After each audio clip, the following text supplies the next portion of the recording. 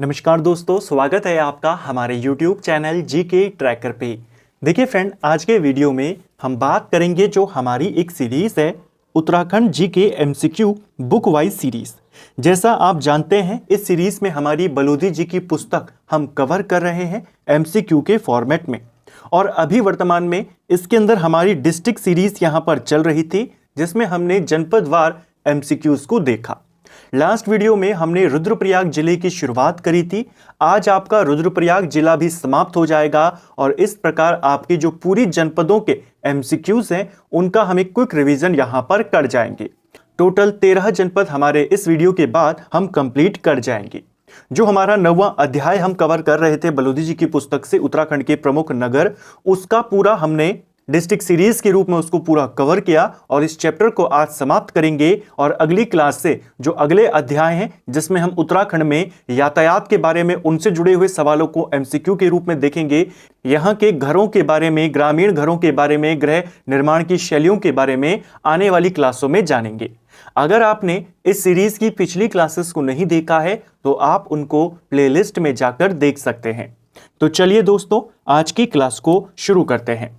आज का हमारा पहला क्वेश्चन है, केदारनाथ मंदिर किन शिखरों के मध्य में स्थित है? देखिए, जो मुख्य केदारनाथ धाम है आपका, यह किन पर्वत शिखरों के मध्य में स्थित है? यह घिरा हुआ है खर्चाखंड शिखर, भरतखंड शिखर और केदारखंड शिखर, यानी ऑप्शन डी हमारा सही आंसर हो जाएगा।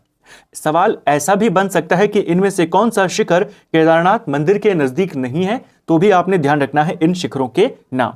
केदारनाथ मंदिर के पीछे की साइड में एक पर्वत और है जिसको कहते हैं पुरंदर पर्वत। तो पुरंदर पर्वत आपके रुद्रप्रयाग में है, केदारनाथ के समीप यह पर्वत स्थित है। जो केदारनाथ मंदिर है किस नदी के तट पर है, यह सवाल पेपर में बन सकता है। केदारनाथ मंदिर आपके मंदाकिनी के तट पर है, मंदाकिनी के बाएं तट पर यह मंदिर स्थित है।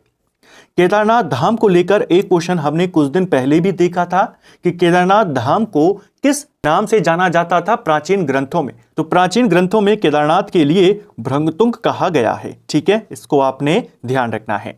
केदारनाथ मंदिर किस शैली में बना हुआ है? तो कत्यूरी शैली में यह मंदिर बना हुआ है। मंदिर के निर्माण में किस रंग के विशाल पत्थरों का इस्तेमाल हुआ है? तो भूरे रंग के विशाल पत्थरों का इस्तेमाल हुआ है। और यहां पर भगवान शिव के किस अंग की पूजा करी जाती है? तो उनके पृष्ठभाग की पूजा करी जाती है। ठीक है, नेक्स्ट है, शीतकाल में केदारनाथ की पूजा कहां पर होती है? शीतकाल में केदारनाथ धाम की पूजा आपके ओंकारेश्वर मंदिर में होती है। ठीक है, जो ओंकारेश्वर मंदिर है आपका, यह ऊखी मठ में है। तो आपको कंफ्यूजन नहीं करना है कि इस पर टिक करें या इस पर टिक करें। अगर एग्जैक्ट लोकेशन ऑप्शन में दी गई है तो आप उसी पर टिक करेंगे। ठीक है, अगर ये ओंकारेश्वर मंदिर यहां पर नहीं दिया होता तो आप ऊखी मठ पर टिक कर सकते थे। तो शीतकाल में केदारनाथ धाम, जिन्हें प्रथम केदार कहा जाता है, पंच केदार हैं हमारे पास उत्तराखंड में, जिनमें से 3 रुद्रप्रयाग में है, 2 चमोली जनपद में है। 2 के बारे में हमने चमोली जनपद वाले जिले में देखा था। प्रथम केदार माना जाता है जो मुख्य केदारनाथ धाम है। इनकी शीतकालीन पूजा ऊखी मठ के ओंकारेश्वर मंदिर में होती है। जो ये ओंकारेश्वर मंदिर है, इसका निर्माण जो आदि गुरु शंकराचार्य थे उन्होंने करवाया था। ठीक है, ऊखी मठ के बारे में एक और चीज को ध्यान रखना, जो रावल पुजारियों का निवास स्थल है वो ऊखी मठ ही है।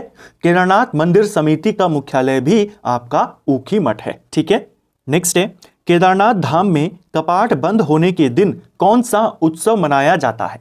तो कौन सा उत्सव केदारनाथ धाम में कपाट बंद होने के अवसर पर मनाया जाता है? सही आंसर है आपका भतूज उत्सव। भतूज उत्सव कहां लगता है? केदारनाथ धाम में लगता है। इस उत्सव को अन्नकूट मेला के नाम से भी जाना जाता है। ठीक है, कपाट बंद होने के अवसर पर यह उत्सव लगता है या यह मेला लगता है।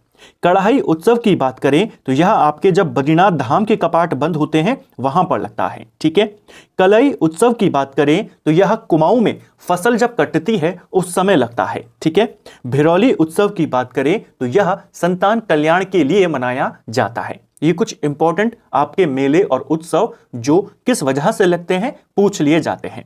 इस सीरीज में जैसे मैं आपको हर बार कहता हूं, आपका बेसिक और अच्छे से यहां पर मजबूत होगा। उन क्वेश्चन के साथ हम अतिरिक्त तथ्यों को साथ साथ कवर करते हुए चलते हैं। साथ ही पूरी किताब को और ज्यादा डिटेल में जानते हैं एमसीक्यू के माध्यम से, जिससे आपको कुछ अलग क्वेश्चन भी यहां पर देखने को मिल सके। और जो आसान क्वेश्चन है कोशिश करते हैं उनको अतिरिक्त तथ्यों के साथ देखें या फिर उनको थोड़ा सा अलग पैटर्न में, जो नया पैटर्न आपका आ रहा है उस पैटर्न में क्वेश्चन को बनाया जाए।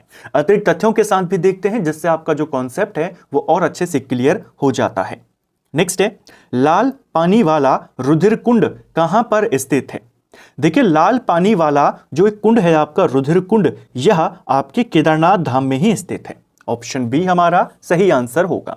केदारनाथ में स्थित है। इसी के निकट में आपके और कुछ इंपॉर्टेंट कुंड हैं, जैसे शिव कुंड है, उदक कुंड है, हंस कुंड है। मंदिर के पीछे, केदारनाथ धाम के पीछे अमृत कुंड है, भीमशिला वहां पर है, शंकराचार्य जी की समाधि भी वहीं पर स्थित है। ठीक है, भीम गुफा, ब्रह्म गुफा, ये दोनों गुफाएं भी केदारनाथ धाम में ही स्थित हैं। आदि शंकराचार्य की समाधि कहां स्थित है? तो आदि गुरु शंकराचार्य ने अपने प्राण किस वर्ष में त्यागे थे? 820 ईस्वी में त्यागे थे। कहां पर त्यागे थे? केदारनाथ में त्यागे थे। इनकी समाधि भी यहीं पर स्थित है। ऑप्शन सी हमारा सही आंसर होगा।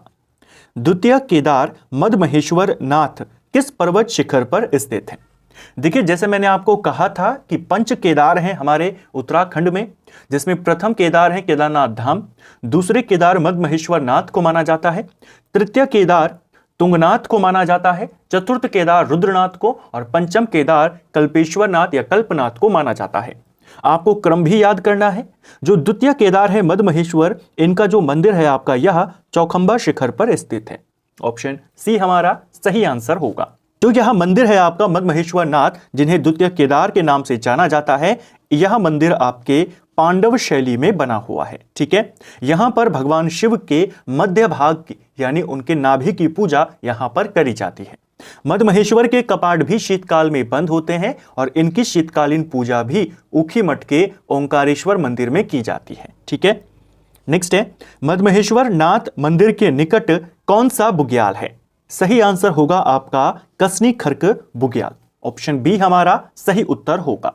देखिए, जो मदमहेश्वर नाथ मंदिर है, इस मंदिर के नजदीक में बुग्याल है, जिसे मदमहेश्वर बुग्याल कहते हैं। उसी बुग्याल को कसनी खर्क बुग्याल के नाम से जाना जाता है। तो ऑप्शन बी आपका सही आंसर होगा। रुद्रप्रयाग में एक और इंपॉर्टेंट बुग्याल आपका स्थित है, जिसका नाम है चोपता बुग्याल। देखिए, चोपता बुग्याल को गढ़वाल का स्विट्जरलैंड और उत्तराखंड का मिनी स्विट्जरलैंड के नाम से जाना जाता है। आपके पास सवाल आएगा, गढ़वाल का स्विट्जरलैंड कहा जाने वाला चोपता बुग्याल कहां है? तो आप कहेंगे रुद्रप्रयाग में स्थित है। इसे उत्तराखंड का मिनी स्विट्जरलैंड भी कहते हैं। कौसानी को महात्मा गांधी ने भारत का स्विट्जरलैंड कहा था, तो कंफ्यूजन आपने नहीं करना है। इसके अलावा बर्मी बुग्याल, ये भी आपके रुद्रप्रयाग में स्थित है। मननी बुग्याल भी आपके रुद्रप्रयाग में है। और एक और बुग्याल है जिसका नाम है अली बुग्याल, तो चमोली और रुद्रप्रयाग के बीच में स्थित है। उत्तराखंड का सर्वाधिक ऊंचाई पर स्थित मंदिर कौन सा है? तो सबसे ज्यादा ऊंचाई पर स्थित मंदिर उत्तराखंड का यह है आपका तुंगनाथ मंदिर। ऑप्शन सी सही आंसर होगा। यह मंदिर लगभग 3680 मीटर की ऊंचाई पर स्थित है। राज्य के सभी मंदिरों में सबसे ज्यादा ऊंचाई पर स्थित मंदिर है।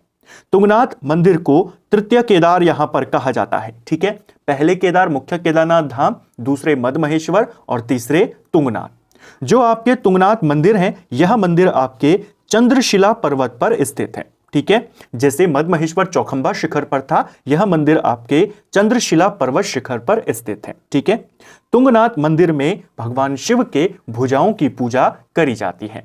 यह मंदिर भी शीतकाल में बंद होता है। इस मंदिर की शीतकालीन पूजा मक्खू मठ में मार्कंडेय मंदिर है, वहां पर करी जाती है। ठीक है, जो यह मंदिर है आपका तुंगनाथ मंदिर, यह कत्यूरी शैली में बना हुआ है। इसको भी आपने ध्यान रखना है। इसी तुंगनाथ मंदिर के नजदीक में एक इंपॉर्टेंट ताल है, जिसे कहा जाता है देवरिया ताल। कहां है? तुंगनाथ मंदिर के समीप है। और इसी देवरिया ताल को पुराणों में इंद्र सरोवर के नाम से जाना जाता है। ठीक है, तो ये 3 केदार हमने यहां पर जाने। चौथे केदार है रुद्रनाथ, जहां पर भगवान शिव के मुख की पूजा होती है। उनकी शीतकालीन पूजा गोपेश्वर में होती है। और पंचम केदार है कल्पनाथ या कल्पेश्वर नाथ, जिनकी शीतकालीन और ग्रीष्मकालीन दोनों पूजा एक ही जगह पर होती है, क्योंकि वह मंदिर 12 महीने खुला रहता है। वो दोनों मंदिर चतुर और पंचम केदार आपके चमोली जनपद में स्थित हैं। ठीक है, रुद्रप्रयाग के किस कुंड में गंगा और यमुना की धाराएं मिलने की मान्यताएं हैं?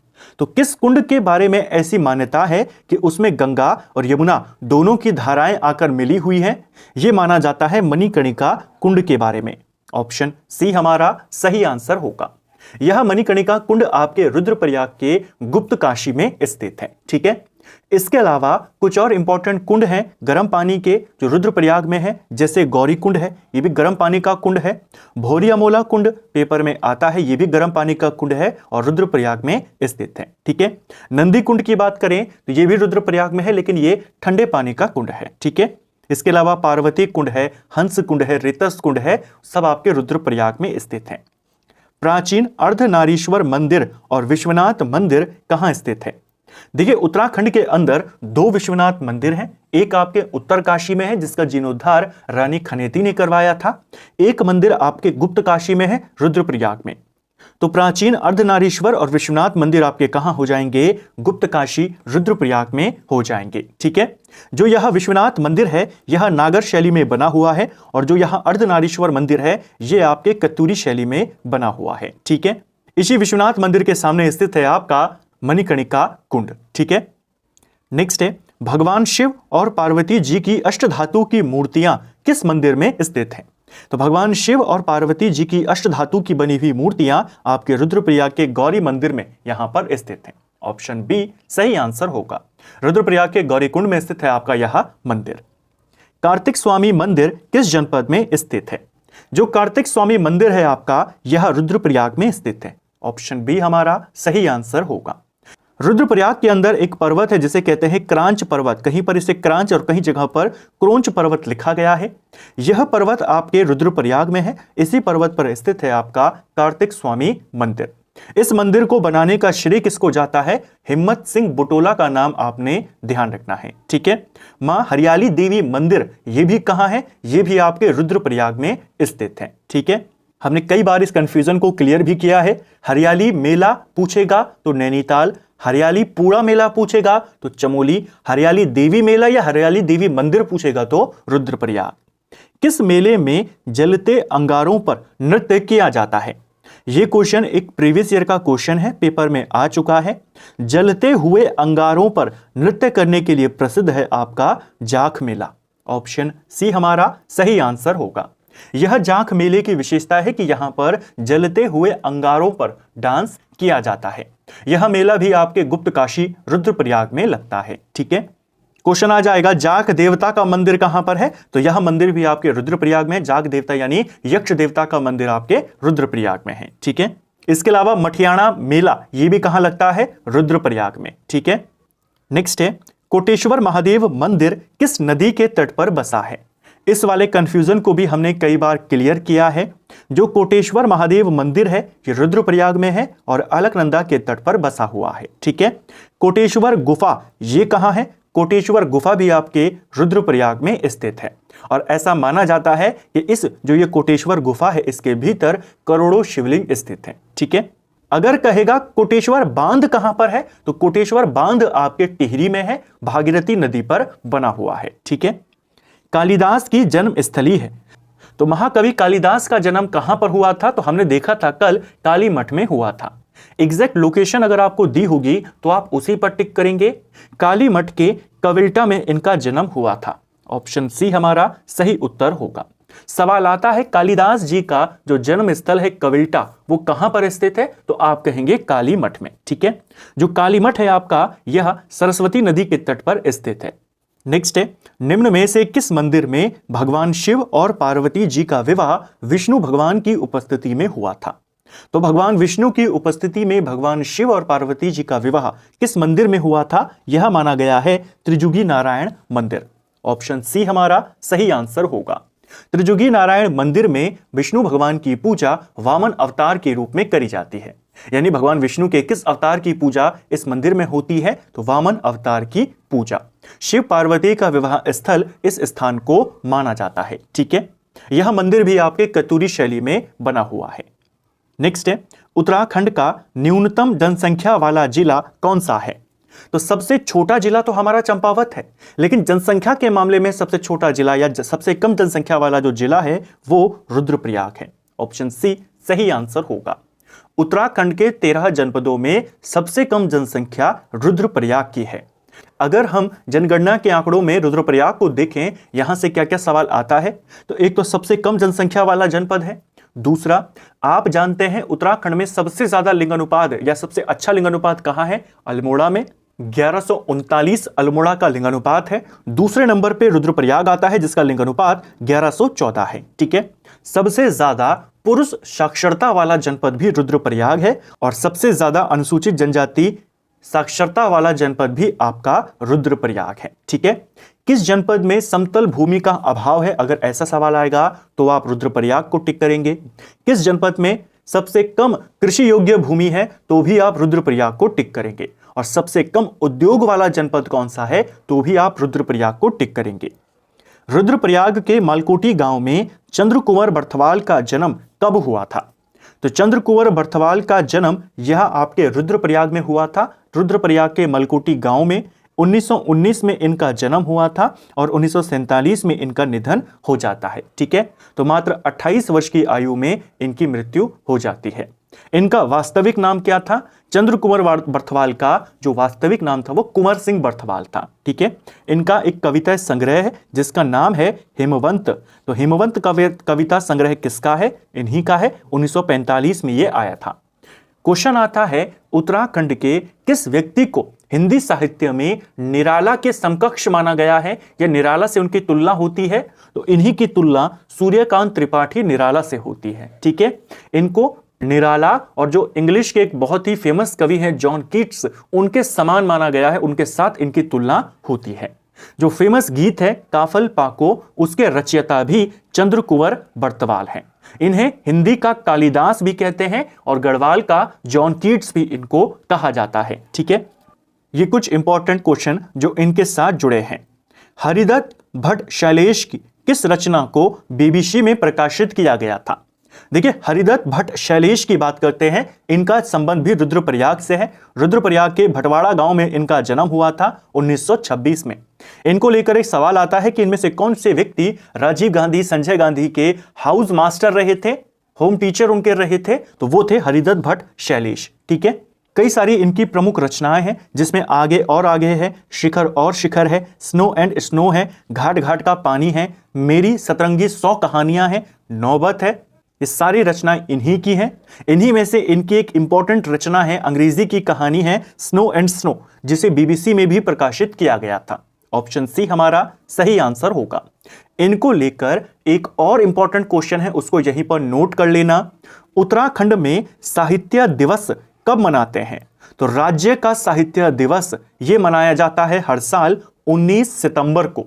19 सितंबर को इनकी पुण्यतिथि के अवसर पर वह दिन मनाया जाता है। ठीक है, तो उत्तराखंड का जो साहित्य दिवस है जो 19 सितंबर को मनाते हैं वो इनसे जुड़ा है। नेक्स्ट है, किस जिले का पांडव नृत्य और बगड़वाल नृत्य प्रसिद्ध है? तो कौन से जनपद का पांडव और बगड़वाल नृत्य काफी ज्यादा फेमस है? यह है आपका रुद्रप्रयाग का। ऑप्शन सी हमारा सही आंसर हो जाएगा। इसको भी आप ध्यान रखेंगे। रुद्रप्रयाग से एक और क्वेश्चन को यहां पर नोट कर लीजिए। रुद्रप्रयाग में एक प्रसिद्ध पर्यटन स्थल है जिसका नाम है दुग्गल बिट्टा। इस सवाल पेपर में बन सकता है, दुग्गल बिट्टा नामक पर्यटन स्थल कहां पर है? तो आप कहेंगे ऊखीमठ में है, रुद्रप्रयाग में स्थित है। ठीक है, इसको भी नोट करेंगे। तो फ्रेंड्स, ये था हमारा आज का वीडियो जिसमें हमने उत्तराखंड में रुद्रप्रयाग जनपद से जुड़े हुए 20 सवालों को यहां पर देखा और रुद्रप्रयाग जनपद को भी यहां पर कंप्लीट किया। इस तरह हमारी अब 13 जनपदों का हम एक क्विक रिवीजन कर चुके हैं, सबके एमसीक्यूज हम देख चुके हैं। जो अगली क्लास हमारी होगी बलूदी जी की पुस्तक से, उसमें राज्य के यातायात के साधनों को देखेंगे, जिसमें नेशनल हाईवे से जुड़े हुए, रेल और हवाई यातायात से जुड़े हुए सवाल आपको देखने को मिलेंगे। और फिर आपका जो पहाड़ी घर हैं उनसे जुड़े हुए जो सवाल आपके पास बन सकते हैं, कितने प्रकार के होते हैं, किस तरह के होते हैं, किस शैली में बनते हैं, ग्रहों के प्रकार क्या हैं, यहाँ के घरों के प्रकार क्या हैं, उस प्रकार के एमसीक्यू आने वाली क्लासेस में आपको देखने को मिलेंगे। उम्मीद करता हूं आपको आज का वीडियो पसंद आया होगा। अगर आपको ये वीडियो पसंद आई है तो वीडियो को लाइक करें, चैनल पर नए हैं तो चैनल को सब्सक्राइब करें, अपने दोस्तों के साथ शेयर करें। वीडियो आपको कैसा लगा कमेंट बॉक्स में हमें ज़रूर बताएं। Thank you friends.